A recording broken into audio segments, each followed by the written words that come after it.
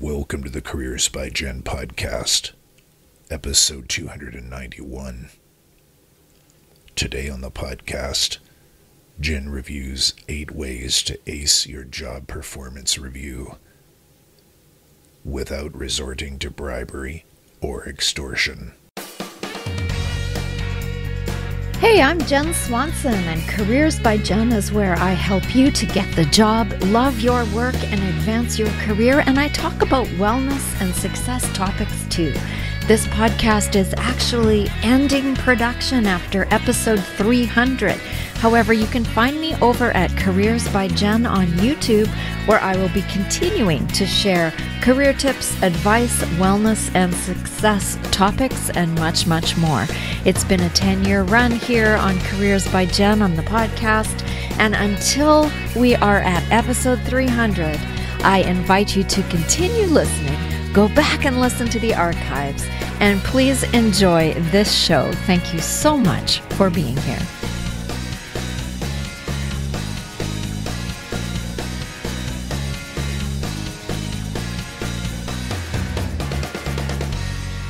Do you have a performance review coming?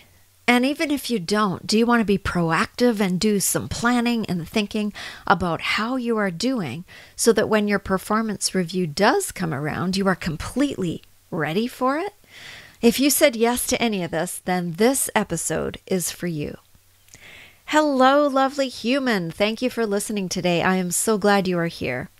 The Careers by Jenn podcast is recorded on the unceded and traditional territory of the Coast Salish people, including the Katzie, the Kwantlen, the Stolo, and the Coquitlam First Nations people.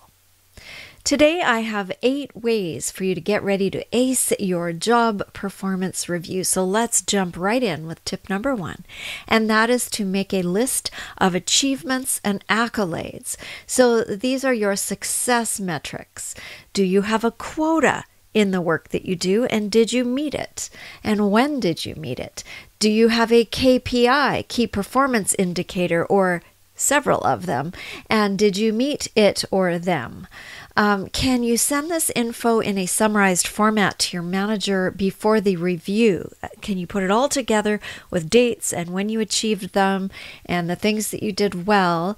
Can you put this all together in some kind of a summarized format to send to the manager? Or maybe the best way to do this would be to even ask them first if that would be helpful, because sometimes they've already done the review. So it can be helpful to ask first, put it all together, and send it if it is going to be helpful. And the thing about this tip is to stay humble. Just share the facts, share the numbers, share the achievements. You don't need to judge what you've been doing. There's no room for bragging here. Just a brief 1-page summary of the things that you have accomplished that you've kept track of since your last review. So that's the first thing. Make a list of achievements and accolades. The second tip is to identify 3 of these things that you are most proud of, and on a different sheet of paper so that you can bring that with you as notes for the actual performance review. Write down the details of why you are most proud of these 3 things. And this is the opportunity for you during the conversation to talk about what you've achieved, but that these 3 things, whatever they may be, were important to you and why. And so that would be important. Like, what did you learn? How did you grow? What skills did you develop? What challenges did you overcome, etc.? This is the opportunity to talk about those things. That is a different opportunity than just the summary list that you do in the first one. So that is number 2. Identify 3 of your achievements that you are most proud of, and write some details out. The third thing is to name the ways in which you add value to your team and your organization. And this might feel weird and strange to do, but it's an important exercise, especially if you're wanting to negotiate a raise in the future or try for a promotion. So it's important to sit down, even for your own internal reflection, to name the ways that you think you are a valuable part of the team, a valuable contributor to the organization. sit with that for a bit, write it out, think about it so that you can discuss this when you're having your performance review conversation. And this isn't stuff that you send in advance. This is just for your own preparation process to get ready for the review. The last thing you want to do is just walk in there unprepared. Right? You need to be ready for this. This is a big deal, a performance review. It's looking at how you're doing as an employee.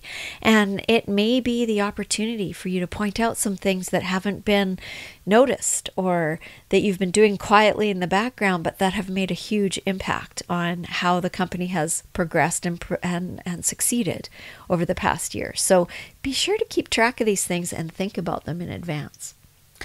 The fourth thing to do is to look at last year's notes and goals from last year's performance review, if you had one, and then see what you've learned, what has changed, what you've improved upon from before, and then be ready to talk about that. You know, last year, these were my goals, and this is how I met these goals, and these are some of the things I did, and this was a struggle that was mentioned last year, and while I'm still struggling with it, I have improved, and this is how, or this is what I've done to work on this so that I have improved.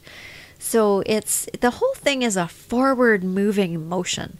And what is it that you have actively done to move yourself forward? Because that shows initiative, it shows that you are listening, and it shows that you really care and you have a desire to move and advance and grow in your role. So that was number 4. Look at last year's performance review, the notes and the goals that you identified last year. Number 5 is to set 3 new goals for the coming year. And again, do all this in preparation before you ever walk into the room. Take really good notes for yourself so that you are able to practice in a little bit of a rehearsed way when you're going into this very important meeting.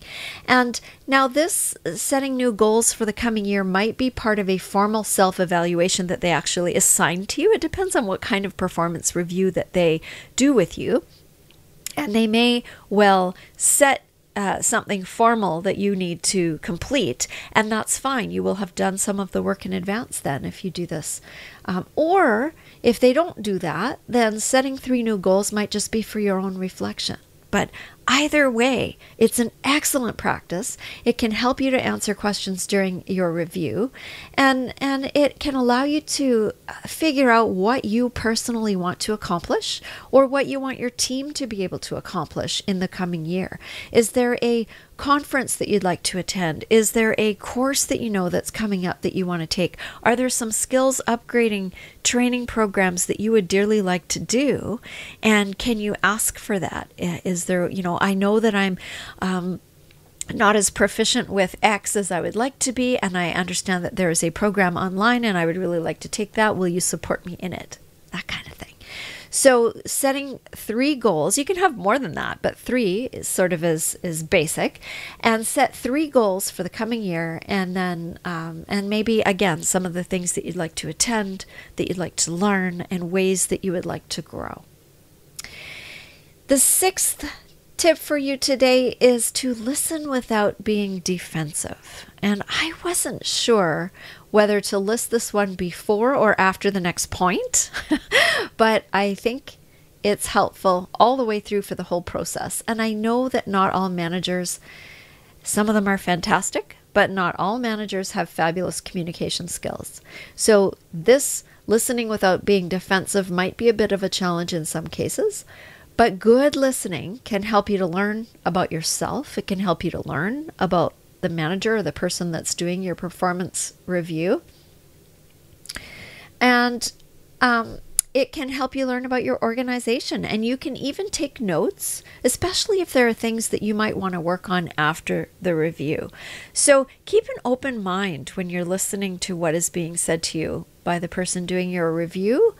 And work very, very hard at not being defensive. And I'm going to talk a little bit more about that when I get to point number 8. Okay, so point number 7, I think I'm going to talk about it here too. Number 7 is ask for feedback. You might be given feedback without asking for it, but if not, ask ask for it. And then go back to number 6 and listen without being defensive. Listen well to whatever feedback is being offered and resist the temptation to say anything. I'm going to get to that in number 8 in a second. But listen to whatever feedback is being offered and take notes. And if you know that there is something that you're not doing well that you need to work on, you can say that first and you can offer solutions. If you have thought about it and you have some solutions as to how you could improve, and maybe it goes back to there's a course you could take to upgrade your skills, or that you're going to practice doing X, or that you're going to get a coach, or whatever it happens to be, there may be a solution that you've already thought of, or a way forward for you to improve upon the areas you're not doing well in. And it would be fantastic and very proactive if you offer those when you are getting some feedback. But do this again in a non-defensive, non-reactive way, which is really hard, because feedback is how we learn, and feedback is how we grow, and feedback is how we get better. And how you receive feedback as an employee is always, always noted, right? Receives feedback well, has difficulty receiving feedback. These get noted on your employee file. So you want to receive feedback well, even if you don't agree with it. And I'm going to get to that in the next point. Point number 8, be grateful for the feedback, even if it's not good. Why? Why would I say that? Because the person has taken the time to give it to you. And sometimes when we react the most strongly, it's because whatever we are reacting to is actually hitting a nerve and hitting some truth. Now, if you disagree with it, it's best practice not to say anything in the moment. Listen well. Take a breath, thank the person for the feedback, and go away and think about it. And if you still think it's unfair, if nobody else has ever said this to you before, if you think it's completely unfair or there's some other motivation for the person saying it, then you can formulate a calm, professional response after you've gotten some air and taken some breaths. And then you can book a time another day with the manager to discuss the feedback once you are calm and non-emotional and have had some time to plan and state your case. And this is easy to say and not easy to do, my friends. So in the moment, if you're getting feedback that you don't like, you can say, thank you very much for the feedback. That's all you need to say. And then if it's not great and you need to follow up later, then you can, and you can do that with strategy. If it is great feedback, then it's all good and you can focus on the coming year and how to excel. But it's really, really important either way to be grateful for the feedback, to remain calm and professional. And if it's fantastic feedback, excellent, yay you. And if it's not, well, then there's an opportunity to learn something and to grow. So it's not always a bad thing if it's negative, because guess what? You have that chance. You have that opportunity to evaluate, to do some self-reflection, to find out more if you need to, and then to put a plan in action to grow. And some of the very, very best employees are people that have struggled and overcome things that they lacked and things that they needed to do. So that's number 8 for you. If you have not come over to Careers by Jenn on YouTube, this is your personal invitation to do so. Please come over and join me there. You can subscribe so you don't miss anything, and I am always looking for topic suggestions. So do let me know if there's something that you would like me to cover over on YouTube. And until next time, this is episode 291, so we have 9 left for now. I'm not saying I'm never going to come back. I'm just saying that it's going to go into pause for an indefinite period. So there you go. But for now, I'm ending at 300, and we'll be concentrating over on YouTube. And I would love for you to come over there and say hello and see what I'm up to over there. So until next time, thank you for your time. And get ready for your performance review and take good care. You're listening to the Careers by Jenn podcast with Jenn Swanson. Enjoy.